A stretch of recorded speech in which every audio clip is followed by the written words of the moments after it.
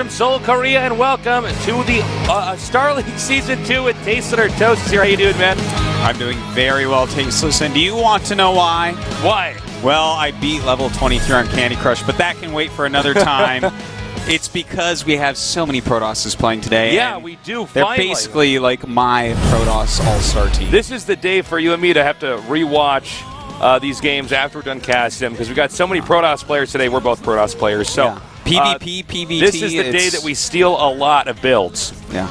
I'm actually just unbelievably stoked. I wish we could just start game number 1. I know, right? You know, PvP has definitely been evolving a lot recently, and I want to see what really weird. The greatest players in the world are doing in it. And PvT, of course, you know, it's a little bit evolved. It doesn't change as quickly as the other matchups, but we don't get to see a lot of it at high levels, and we're going to see a lot of it today. PvP for me is the most interesting mirror matchup right now. TVT was until I realized it's heavily it's so Hellbat drops, yeah. And ZVZ is pretty predictable right now. PvP, though, there's like a lot of different options, a lot of different ways that you can play it. It's still a really tight matchup, so it's going to be a lot of fun to cast these games. Yeah. So, yeah, that's how I'm doing. How are you doing? I'm doing really good. I'm really excited also, as you are, to get all these Protoss games out here, because we have not had a lot of Protoss presence and a lot of Protoss success, really, in this tournament so far. You know, as the races have lined up so far, we might have an extremely balanced round of 16. You know, it's from the way today's looking, unless there's a bunch of Protoss losses today. Even then, you know, there will be at least a Protoss that will advance, but still, it's looking to be pretty balanced. And realistically, there's probably going to be 2 or 3. So it looks like I think we're probably going to end up with like 5-5-6 as far as the race balance goes. And that'd be pretty nice, because if you guys remember in Wings of Liberty, that was really by the end of that the season of Zerg. Zerg was doing so well, and of course, you know, Terrans early on in Wings of Liberty doing very well as well. So it's interesting when we finally get a tournament where it's going to be a little bit more balanced out here. Yeah. So I'm just excited to get into these games, Tasteless. But first, let's go ahead and look at the match results from last Tuesday in our Group E. A very hard group to predict. Life and Zhongbi fell out. Fantasy and KongHo made it through. Yeah, they were great games. Definitely check them out. First playing very well. I really like that strat with the Phoenixes into the Warp Prism. Yeah. Really nice stuff. But great games overall. And, of course, we're going into the final groups here today. And after that, we're going to be going on into the round of 16. Yeah, and in the round of 16, we do pick back up with that best-of-3 format that everyone loves so much. So that's really nice to see that return as well, especially when we have such a ridiculously elite lineup of players. Interestingly enough, by the way, yesterday, ZhongBi not advancing, despite being one of the greatest Protoss players of all time in StarCraft 1. All right, well, here are the players by race so far, guys. You can see Protoss only has 2 with Trap in first, but with the amount of Protosses playing today, well, we're getting at least 1 more today. But I think there's a good chance that we could get 3 Protosses today coming out. Yeah, I got to agree with that. And as far as Terran goes, you can't get much better than this. Flash, Innovation, and Fantasy. And then, of course, we have Maru, the young up-and-comer, still up-and-comer after years, but still very young. And then Byung, who, you know, he's kind of the wild card there. And as far as Zerg goes, Solki, Su, Symbol, KongHo, Haiva, all very powerful heavyweight Zergs. Yeah. And I just want to echo what you said, Artosis. There's a high chance that this race distribution will probably balance out based on the number of Protosses we have today and the kind of Protosses we have today. We've got some very scary players. So, I got high hopes. Me too. By the way, this today, at least in this round of 32, it is a best of 1. So keep that in mind. I'm sure most of you are probably used to us casting the GSL Codex, where we do best of 3s even in the group phases early on. But here we're piggybacked on the GameNet broadcast for the Season 2 Star League. So it's going to be best of 1. So very unforgiving circumstances for these guys going into this. That's very true. You know, things are a little bit different. Next season's going back to GSL Codex, but this season, you know, if you're in Korea, you can come down to the studio. We already have some of you guys in the studio now. Welcome. You guys are all great. Thanks so much for coming down. We've always been a small show out here in the studio. Again, it's a nice, intimate setting where Tasteless and I shout at you while you sit in chairs right in front of us. This is where I tell a joke, and then I stare at all you guys and see if there was actually Who's laughing? You don't have a good sense of humor. So, if you want to come down to our studio and you're watching at home, Entry's free. Again, this is a piggyback broadcast. So the camera production here we have is GOM TV, but as far as the shots we get into this, inside the on-GameNet studio, that's obviously on GameNet, as well as their PCs and everything like that. So you're still welcome to come down, though. So let's go ahead and take a look at today's group, Group G. We're going to be doing 2 groups, by the way, because it is a best of 1, so we can squeeze those in all together.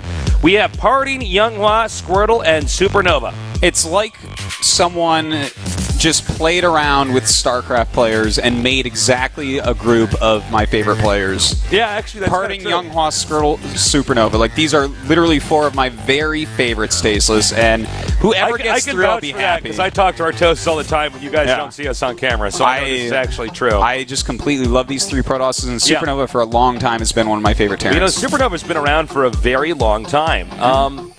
He's never... I don't know if I would say we always expected him to be a champion, but he's definitely gotten deep in so many tournaments, especially the Codasses here. Yeah.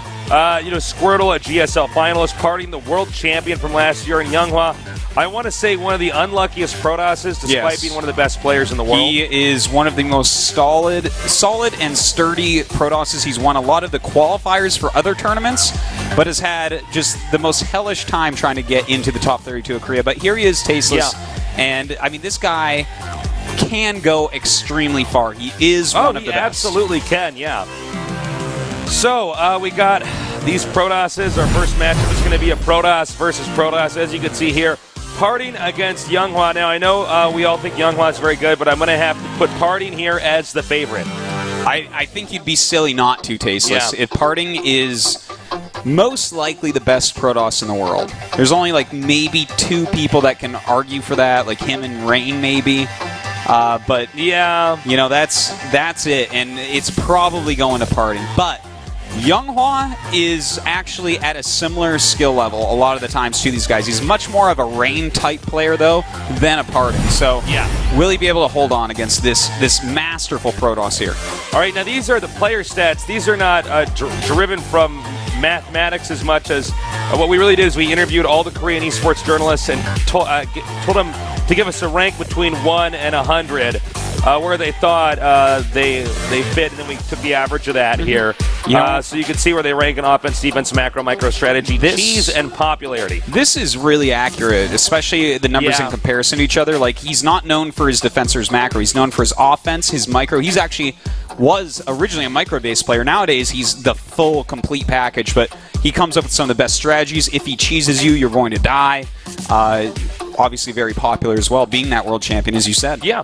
So this is going to be really interesting to see what he does. This guy's a bit of a pioneer as far as Protoss goes. He's not somebody that figured, copied what somebody else did and tweaked it and got it better. He's kind of the engineer that comes up with the blueprints for the best builds that we can get for Protoss here. Yeah.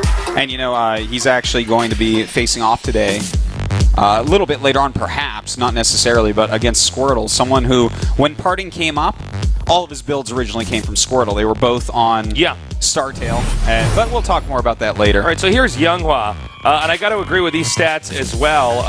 I'm surprised actually he's as popular as he is on these stats, but of course this is the Korean scene, not the international scene. Well, you know, he has a lot of team kills in GSTL, so that definitely goes into that. But that's very true. He's more of a defensive macro-type player, and you can see that in those 2 stats reflected right there. So not too inaccurate. I would give him a little bit higher on strategy, though, I have to say. He's actually come up with I got to agree with that, actually. Some of the very best builds. But I guess that was a long time ago. Like, he actually is the guy that was like 2.5 years ago. So almost. Like, he's the guy who revolutionized how to play against 4-Gate back when 4-Gate was the only build PvP. Yeah. So this guy, he does come up with some pretty awesome stuff from time to time. We'll see. I mean, this is one of his moments to get his big break, but YongHwa has had, I would say, some of the worst luck out of all the StarCraft 2 players that we've had here. He has a really tough time advancing further in a lot of these groups. He's been amongst the best players for an extremely long time, but you know, he's never done it inside of Korea. He's done very well overseas at times. He's done very well in qualifiers for other tournaments, but top 32 has been a little bit beyond what he can normally get.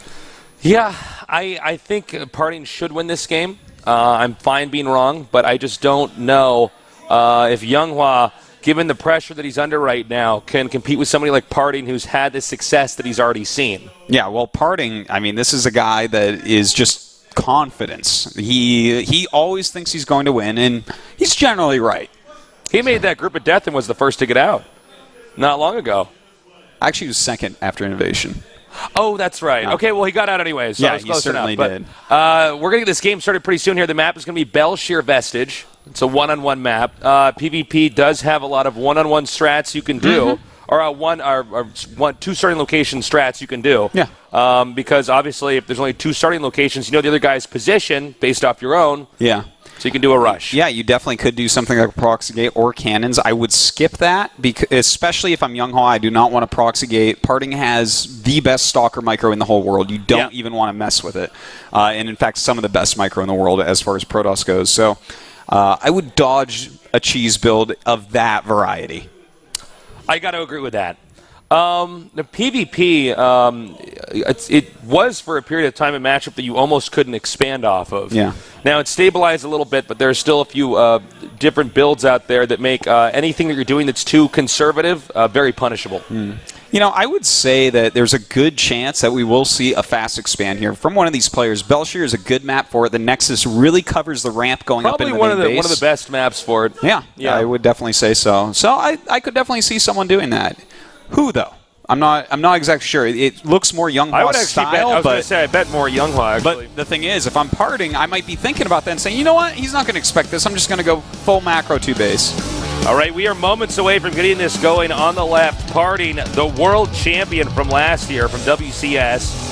YongHwa, a player that we all know is very good, but has yet to really see his moment to shine here in StarCraft 2. He did not have it in Wings of Liberty. We're here in the heart of the Swarm, hoping to see if he's going to have that moment here now. All right, here we go. The map is loading. This is WCS Korea Season 2. Get ready, get hyped. We're going into this right now here on Belshire Vestige. I keep looking for another second chance to get me clean. In the upper left starting location, one of the best Protosses in the entire world. He is Master SK Telecom T1 PartinG. And his opponent here, the underdog. Let's see if he wins this or even at least gets out of this group. He is New challenger LGIM YongHwa. All right, so, you know, in PvP early game, the things that you're going to want to look for is when do they scout, how much chrono boost they have, and at what time do they take their second gas. Yeah. So we'll be keeping an eye on that. It unfolds pretty quickly, unlike some of these other matchups. You know, you get like let's say a ZVZ or a TVZ, and you might sit there for 6 minutes before really you can say what's happening because the opening is so standard. But here, there's a lot of little tiny things you can do to tweak your build and make it optimal for your strategy. It's really easy to punish somebody in this matchup early on. I mean, even if they just get a stalker out late, you know, they have one or two bad force fields, that can just be it. I mean, in ZVZ, we often say, you know, if the Baneling just connects, it can end the game. But in this matchup, think of it like there's lots of different ways that a Baneling could connect, but with several different units, you know? There's so many different variables that can go on. That's right. Well, both players here actually scouted for proxies. It is interesting to note that PartinG only scouted within his main base, and that just goes to show how confident he is in his micro. He's decided that even if there's two proxy gate zealots in his natural, that he'll be able to hold it. Yeah. It would have to be literally just a little bit closer in his main to scare him. So I love seeing little differences like that, whereas YongHwa, not as confident in that, goes into the natural as well. Yeah, he had to take a peek there. And, you know, it's those little things like this that can actually begin to build up.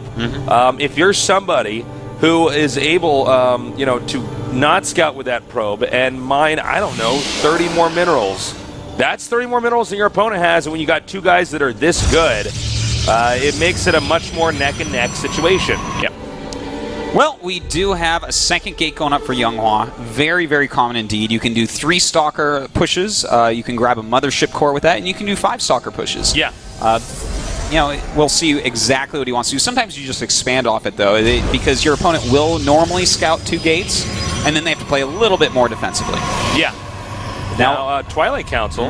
PartinG's doing the Artosis build, Tasteless. He is. I actually stole this build from him, like, a month and a half and ago. now it's yours. And I've done it every single PvP forever now. Like, so he's going to go up to 3-gate Blinkstalker most likely. He might go for DTs. It's a possibility. Well, this, with the Mothership Core and everything, this can be very effective. Yeah. It's really easy to blink up into their main. Then you have Time Warp, so you can escape from there very easily. Yeah, and notice how his probe went to the Watchtower. That is to watch a line of sight so that he can fly his Mothership Core down to scout his opponent. Now, he is going to go DTs. So he's not doing this build. No, this is a slight variation that we are seeing right now, where he's going into very, very fast DTs. And, the best part about this build definitely is that scouting with the Mothership Core, because he can always see exactly how many DTs he really needs. Does he need Blink? Does he need Yeah, that's actually Nexus? very smart. He can get in there, and if he doesn't like what he sees, he just recalls out. And he's fine. If he sees, he's got a Robo Bay, then maybe you're only going to get one DT and park it outside their base, wait for them to leave and run inside. Oh, and look at that. He actually only scouted a part of the way down, and in fact has a second probe out on the map and has already made his proxy pylon. Now, what tech is YongHwa going to go for here? And Robo. It is a Robo. This is what YongHwa normally does. If he goes for a fast expansion, he's not the type that'll go Blink or Stargate. He stays safe. He grabs the Robo.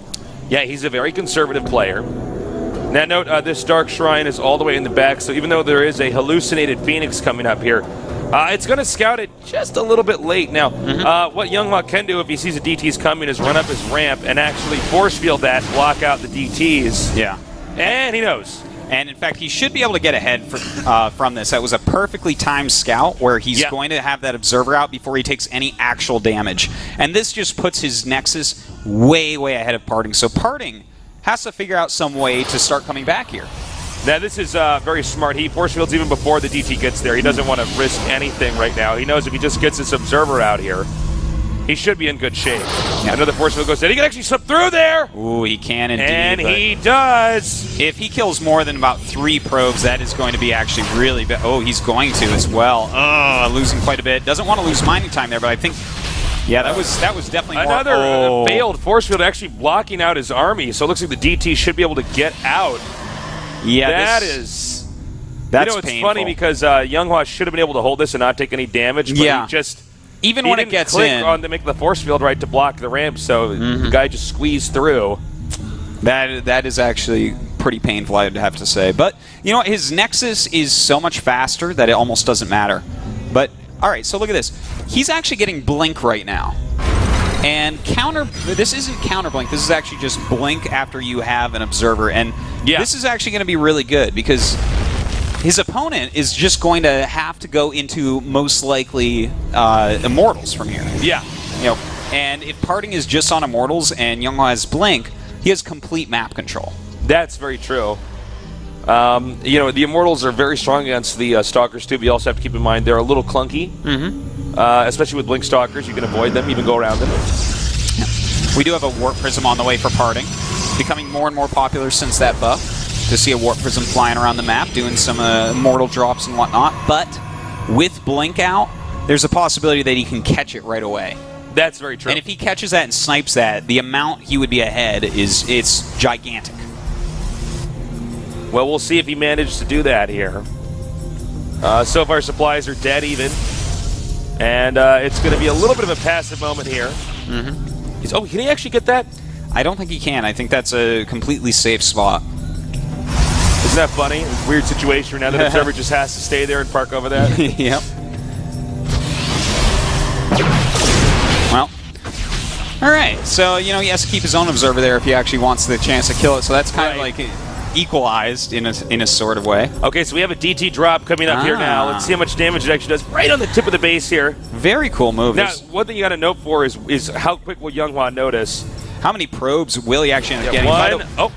By the way, it looks like only one here. This was almost a good thing. He only had 1 probe on that gas.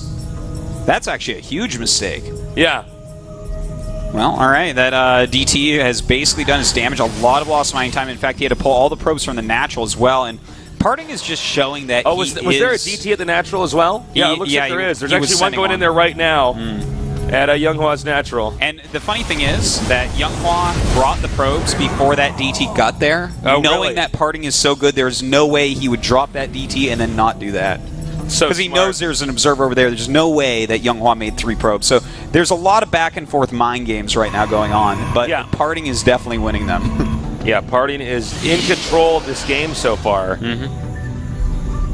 And it looks like the third base here, just slightly behind here from when PartinG's base was planted.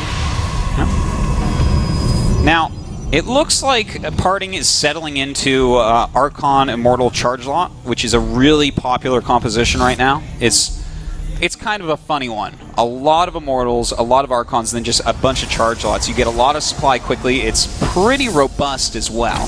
Yeah. This is definitely a good unit combo to go for here. Again, both players still scouting each other constantly here with the Hallucinated Phoenixes. This is great because when you have those sentries, if you're not being attacked, that means you don't need the energy for force fields, so you can go ahead and scout. If you are being attacked, then you already know what they're doing, so you won't need to scout with the Hallucinated Phoenixes. So it balances out quite nicely. Yeah. You know, it's so interesting to just look at the differences that we've seen so far this game. Now, YongHwa, an amazing player, but I think he's under a lot of pressure. You know, he missed that force field at the ramp. He lost a lot of probes. He actually had a better start as far as build orders went and scouting. But at this point, PartinG is up 13 supply, which is a big deal at this point. It really is. All of his upgrades are a little bit ahead. His third base is a little bit ahead, but his natural was so behind. So it's kind of a rough spot. All right. Actually, he may get out position here. Oh no, the Warp Prism. Well, at least he sees it and does get to go back. The thing is, this is a lot of damage. Okay, this drop in the main could be huge, even if this attack over here is not. We're going to see, though, he might be able to get the Nexus and all these probes. And even more here. And he's going to get both the Nexus and he's going to do a lot of damage over here. And beautiful recall.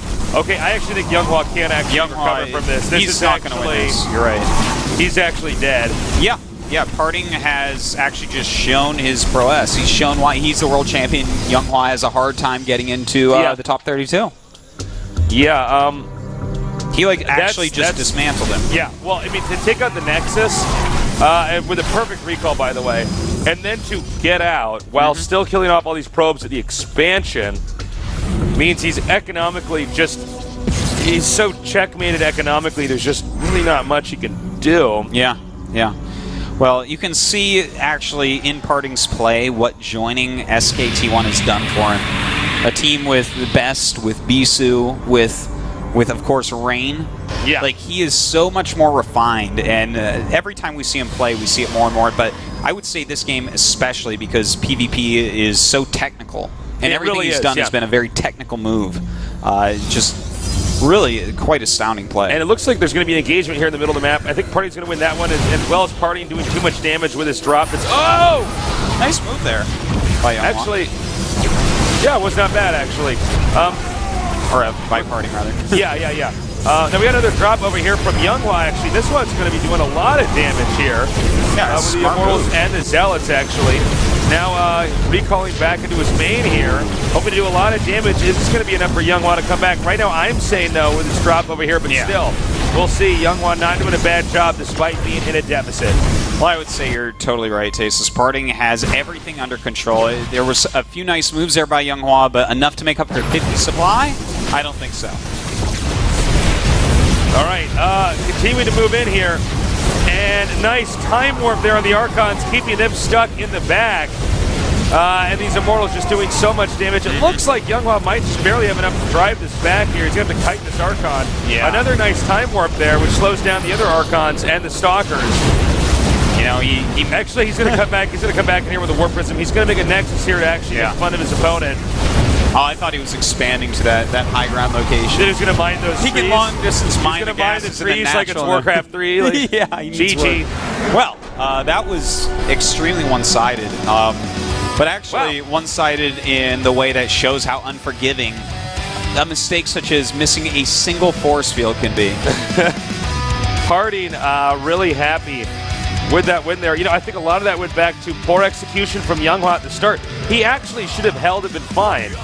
but he simply didn't place a force field in the right part of the ramp. And that's a mistake that I think you can only attribute to nerves. Like, I was going to say the exact same thing. That's not a mistake where... Do you ever do that on ladder? Like, sometimes I do, but... I mean, if I'm tired, but I don't get nervous in ladder. I don't think you do either. No, but, of course, a ladder is not a tournament where your career is on the line. Exactly, so. Which I think brings us back to that had to be nerves. Like, I would think so. And then he let it... The DT actually killed 6 probes and got away. Like... Well, and then there was the second poorly placed force field. Yeah. Which actually blocked off his army from catching the DT coming around. So the DT looped around that and got out. And, I mean, that was just... I wish all my DT rushes did that well against an observer. Yeah, no kidding. But, it was one of these games where that was the first mistake that YongHwa made. And then what happened is PartinG made a series of very good choices to allow himself to stay ahead. Yeah, he certainly did. Some really great multi-pronged harassment. YongHwa showed that he has a really, really high understanding of what's going on. His timings were just perfect. He missed force fields, took some damage there, but like when he pulled the probes from the natural before a DT got there, that just really goes to show that, you are completely in touch with what a player of PartinG's level is going to do to you. And, one thing I do want to point out is that the real killing blow back there was when PartinG came down and hit that third, recalling out while that was the killing blow. You're completely right. He was ahead at that point in time, but the game was pretty much done with from there. It would be up to PartinG to make a mistake, not for YongHwa to make a brilliant move to allow him to come back. And, it's too bad because that's what YongHwa was actually doing. The way his Warp Prism was flying off with 2 Immortals, he was definitely bringing up his army to posture around the third base to draw the army down so that his Immortal drop could walk in, or... conversely of that, he could have done the Immortal drop and then sniped the third Nexus of PartinG, but PartinG got to that situation first. And it makes sense because he had both watchtowers and probes and pylons out on the map. So the guy, he had more vision. He knew what was going on. Here is our next match. It's Squirtle up against Supernova. Now, Squirtle's a guy with really good build orders. He really knows how to engineer a lead in his games. Whereas Supernova, I feel it's more of raw execution and control. Macro. He's much more of a machine. He's a very aggressive machine, no question about that. But yeah, I would say you're about right with Squirtle. They have him at strategy 78. I beg to differ. I disagree with that one, Tasteless. Yeah, I totally disagree. He actually is one of the founders of how to play. 92 or something, Yeah, he wins mostly off of strong defensive macro play that he invented. Like, this guy actually was the founder of many things in the Protoss arsenal. I'm not going to try to go through and remember them right this second, but he is like... Well, let's take one example that I can think of right now, is when he was against 3 Terrans in a group. Oh, God, and that had was this beautiful. one build order, it was like Zealot Stalker, but it was... Double gas. But it was ambiguous enough that he had, I think, 6 different builds. He had 5 or 6 routes he went off of the exact same opening, and you couldn't scout it different without a scan. And each game, the Terrans were surprised. Yeah. He's a brilliant player strategically. Yeah. No, he's incredible. Every great player has a superpower. His is strategy. But unfortunately, sometimes his micro falls off. Sometimes his execution falls off. Whereas this man right here, he's always going to execute tastes. He's always going to micro well. He's always going to be pretty aggressive. He's just very good with his army. He's very good at engaging situations. I wouldn't say he makes a lot of bold moves.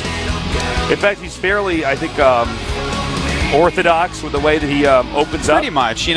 Back when he first splashed on the scene, he was using a lot of tank marine timings, but he's kind of gone to a more normal place in Heart of the Swarm. He's just kind of utilizing those medevacs, being his aggressive self. And you can see that reflected in that offense score that they gave him. Yeah. So, one advantage Supernova has going into this matchup is that he's the only Terran and it's a group full of Protosses. So, it gives you only one matchup that you really have to practice. That's very true, and the other players definitely have to prepare for him because he's very dangerous, as well as each other, which is pretty hard. Like, these are 3 Protosses that really have 2 distinct styles, I would say. So, especially for YongHwa and Squirtle, they have to prepare for 3 completely different opponents. Yeah. So that's one edge for Supernova, but these are 3 very strong Protosses. With the exception of YongHwa, I would say that Supernova is behind our other 2 Protosses. Yeah, Squirtle generally. and PartinG? He's closer to Squirtle than PartinG for sure, as PartinG is like a god. Well, but PartinG is somebody I'll be shocked if he does not get out of this group. Oh, yeah. Like, I'll be shocked if he doesn't win a huge tournament again very soon. That's kind of what he does.